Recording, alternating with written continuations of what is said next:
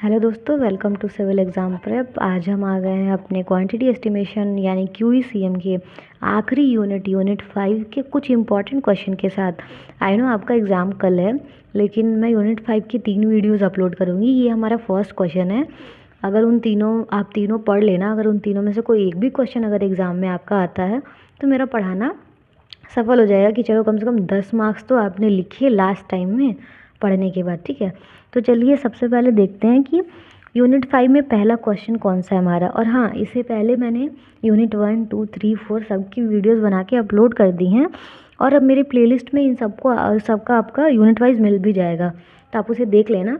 अगर कोई हेल्प मिल जाए तो अच्छी बात है, और अगर वीडियो अच्छी लगेगी तो ज़रूर लाइक और सब्सक्राइब करना। ठीक, तो आते हैं फिर हमारे क्वेश्चन के साथ यूनिट 5 के, जो कि पहला क्वेश्चन है हमारा प्रोजेक्ट कॉस्ट मैनेजमेंट। ये मैंने बस हेडिंग लिखा है। क्वेश्चन आता है what is project cost management, ठीक है, and relationship between time and cost.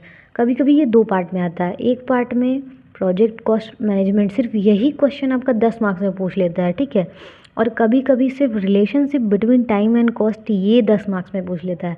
मैंने दोनों को मर्ज इसलिए करके बताया ताकि एक क्वेश्चन में आप दोनों कवर हो जाए, एक ही क्वेश्चन के अंदर आप दोनों समझ लो। और अगर पार्ट वाइज करके आता है तो भी अच्छी बात है, आप लिख लोगे, और एक में करके आता है तो मैं तो बता ही रही हूँ। ठीक है, तो चलिए सबसे पहला पॉइंट देखते हैं। हमारा पहली हेडिंग है प्रोजेक्ट कॉस्ट मैनेजमेंट क्या होता है। आपको हेडिंग से समझ में आ रहा है कि प्रोजेक्ट की कॉस्ट की जो मैनेजमेंट होती है उसी को प्रोजेक्ट कॉस्ट मैनेजमेंट बोलते हैं। For any type of project there are two types of aspects which have to be considered for the project cost management. First is project time and another is project cost. इसके कहने का मतलब ये है कि जो प्रोजेक्ट कॉस्ट मैनेजमेंट होता है या फिर कोई भी प्रोजेक्ट के अंदर दो एस्पेक्ट होते हैं, ठीक है, चाहे वो किसी भी प्रोजेक्ट को आप मैनेज कर रहे हो। सबसे पहला होता है प्रोजेक्ट का टाइम, दूसरा होता है प्रोजेक्ट का कॉस्ट। और जब इन दोनों को आप मैनेज करते हो, जिस भी प्रोजेक्ट की कॉस्ट और टाइम दोनों को अगर आप मैनेज कर रहे हो, उसी को प्रोजेक्ट कॉस्ट मैनेजमेंट बोलते हैं। ठीक है, नेक्स्ट है we can determine the project time by locating the critical and sub critical path in the project network. आपको याद होगा यूनिट 3 में मैंने न्यूमेरिकल्स बताए थे जिसमें नेटवर्क डायग्राम ड्रॉ करना था। वो कैसे ड्रॉ होता है, क्योंकि उसमें एक्टिविटीज़ दी होती थी और टाइम दिया होता था। वही चीज़ यहाँ पे कह रहा है कि किसी भी प्रोजेक्ट के टाइम को हम लोकेट कर सकते हैं क्रिटिकल या सब क्रिटिकल पाथ के हेल्प से। मतलब किसी भी प्रोजेक्ट के नेटवर्क में जो क्रिटिकल पाथ होता है और जो सब क्रिटिकल पाथ होता है उसके थ्रू हम प्रोजेक्ट के टाइम को लोकेट कर सकते हैं। ठीक, नेक्स्ट पॉइंट है हमारा it is observed in the construction project that project time is related to project cost. इसके कहने का मतलब ये है कि हम कंस्ट्रक्शन प्रोजेक्ट में ऑब्जर्व भी कर सकते हैं कि जो प्रोजेक्ट टाइम होता है वो फुल्ली डिपेंड होता है प्रोजेक्ट कॉस्ट से। मतलब प्रोजेक्ट का टाइम और प्रोजेक्ट का कॉस्ट दोनों ही आपस में रिलेटेड होते हैं। ठीक है, लेकिन relationship is not linear pattern. मतलब रिलेशनशिप लीनियर में नहीं होता। लीनियर का मतलब ये है कि प्रोजेक्ट का टाइम बढ़ रहा है तो कॉस्ट भी बढ़ जाए, ऐसा नहीं पॉसिबल हो सकता है।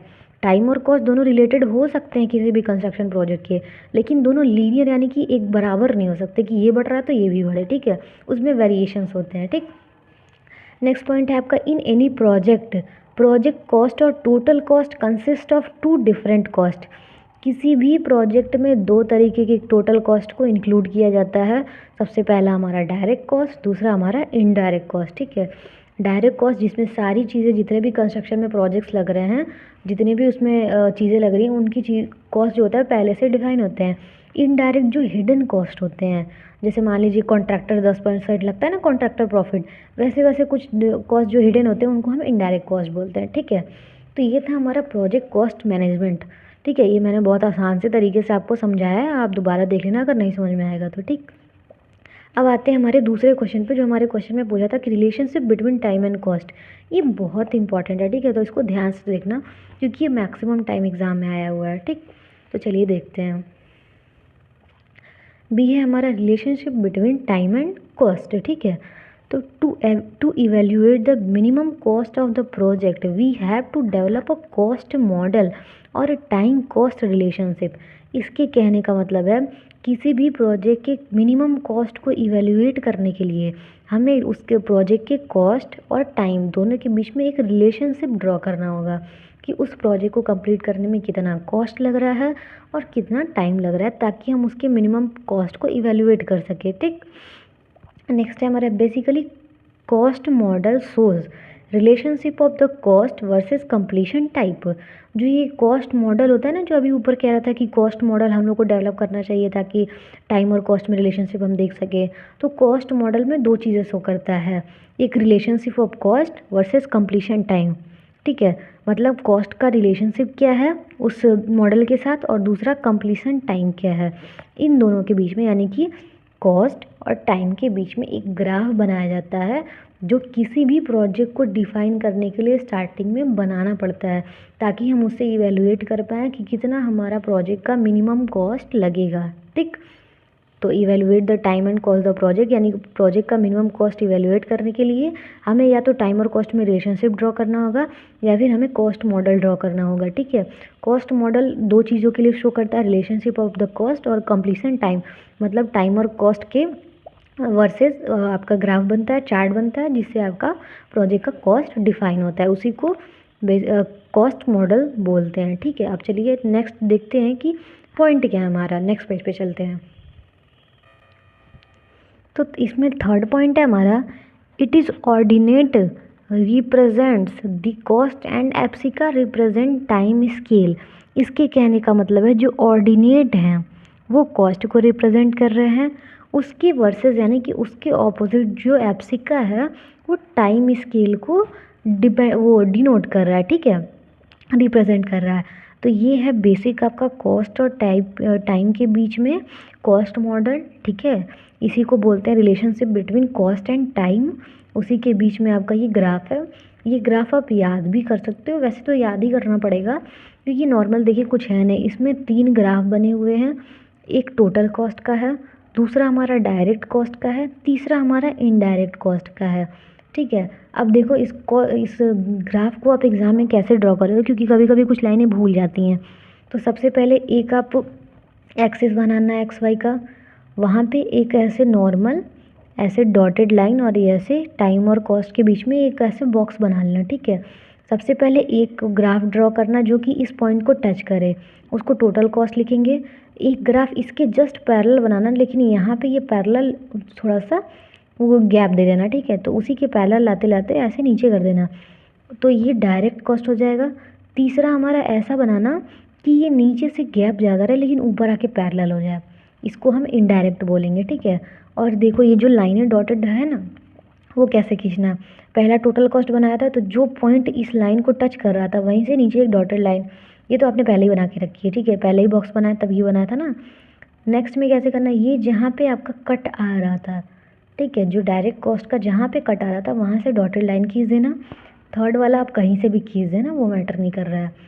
ठीक है, अब इन तीनों का नाम देख लो, ये total cost, direct cost, indirect cost मैंने बता दिया, ये ऑप्टिमम कॉस्ट होता है। ठीक है, पहला वाला पॉइंट जो यहाँ पे वो टच कर रहा है इसको क्रैश बोलते हैं, जो दूसरा वाला पॉइंट ये है उसको ऑप्टिमम बोलते हैं, और जो थर्ड वाला पॉइंट था उसको नॉर्मल बोलते हैं।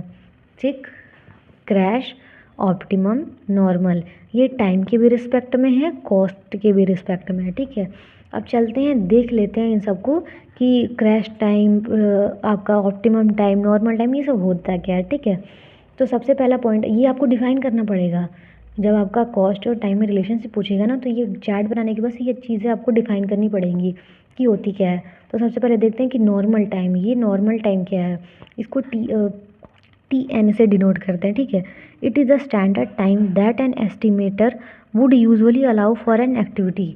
इसके कहने का मतलब होता है ये एक ऐसा स्टैंडर्ड टाइम होता है ना जो कि किसी भी एक्टिविटी का यूजुअली एस्टिमेट करता है। ठीक है, टाइम एस्टिमेट करता है। ठीक, नेक्स्ट है आपका क्रैश टाइम, यही क्रैश जो यहाँ पे हो रहा था। ठीक है, तो क्रैश टाइम को टी से डिनोट करते हैं। ठीक, it is the minimum possible time in which an activity can be completed by employing extra resources. मतलब क्रैश टाइम का मतलब ये है कि ये एक ऐसा पॉसिबल टाइम है ना जिसके अंदर जो है ना जो भी एक्टिविटी हो रही है वो एक्स्ट्रा रिसोर्सेज को यूज़ करके कंप्लीट कर सकती है, उसी को क्रैश टाइम बोलते हैं। ठीक है, थर्ड है आपका नॉर्मल कॉस्ट। ठीक है, नॉर्मल टाइम हो गया, क्रैश टाइम हो गया, अब नॉर्मल कॉस्ट और क्रैश कॉस्ट। नॉर्मल कॉस्ट को एन सी से डिनोट करते हैं। ठीक है, this is the direct cost, normal cost को ही डायरेक्ट कॉस्ट बोलते हैं, required for the completion of the activity in the normal time duration. Normal cost है तो जाहिर सी बात है नॉर्मल टाइम ड्यूरेशन के अंदर जो एक्टिविटी कंप्लीट हो जाएगी उसी को नॉर्मल कॉस्ट बोलते हैं और इसको डायरेक्ट कॉस्ट भी बोलते हैं, ठीक है। क्रैश कॉस्ट यानी कि CC, it is a direct cost corresponding to the completion of the activity within crash time. Normal cost था तो नॉर्मल टाइम ड्यूरेशन के अंदर एक्टिविटी कंप्लीट हो रही थी। क्रैश टाइम है तो क्रैश टाइम के अंदर जो एक्टिविटी कंप्लीट होगी ना डायरेक्ट कॉस्ट के करस्पॉन्डिंग, उसी को क्रैश कॉस्ट बोलते हैं, ठीक है। अब चलिए नेक्स्ट हमारा देखते हैं कि अब कौन सा हमारा आ रहा है टॉपिक, ठीक। लास्ट है हमारा कॉस्ट स्लोप, इसको सी एस से डिनोट करते हैं। मैंने 4 पॉइंट पीछे बताया, normal time, crash time, normal cost, crash cost. ये लास्ट है आपका कॉस्ट स्लोप। अब देखिए कॉस्ट स्लोप क्या होता है। The cost slope is the slope of the direct cost curve approximated as straight line. Cost slope जो होता है ना वो डायरेक्ट कॉस्ट कर्व का एक ऐसा स्लोप होता है जो स्ट्रेट लाइन से अप्रॉक्सीमेटेड होता है, ठीक है। The cost slope is defined as follows.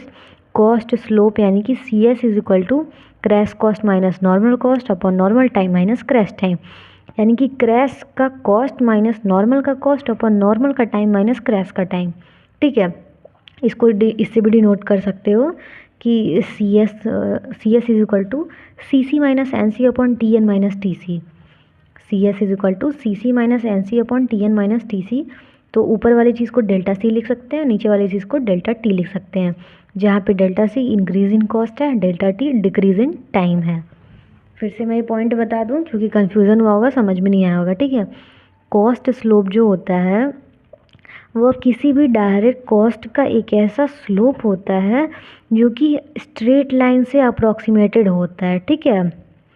यानी कि the cost slope is the slope of the direct cost curve approximated as a straight line. मतलब जो कॉस्ट स्लोप होता है वो डायरेक्ट कॉस्ट कर्व का एक स्लोप होता है जिसको स्ट्रेट लाइन से इंडिकेट करते हैं, जिसका फॉर्मूला होता है कॉस्ट स्लोप माइनस क्रैश का कॉस्ट माइनस नॉर्मल का कॉस्ट अपन नॉर्मल का टाइम माइनस क्रैश का टाइम, यानी कि C S is equal to C C minus N C upon T N minus T C, जिसको हम डेल्टा सी बोल सकते हैं और नीचे वाले को डेल्टा टी, जहाँ पे delta C increase in cost है और delta T increase in time है। तो आई होप आपको ये समझ में आया होगा। इस वीडियो में मैंने आपको प्रोजेक्ट का जो कॉस्ट मैनेजमेंट होता है और जो relationship between time and cost होता है वो आपको समझा दिया।